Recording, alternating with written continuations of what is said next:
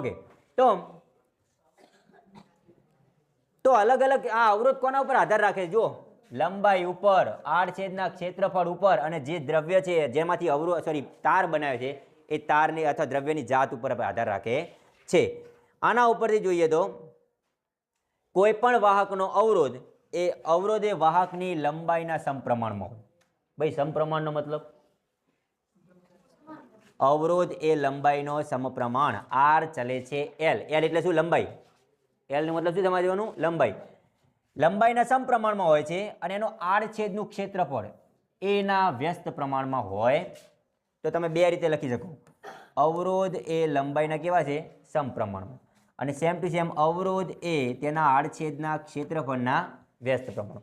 આ બે સૂત્ર બન્યા. આ બે સૂત્રને ભેગા કરી દો એટલે શું કહેવાય? અવરોધ એ લંબાઈના સમપ્રમાણમાં અને આડછેદના ક્ષેત્રફળના વ્યસ્ત પ્રમાણમાં.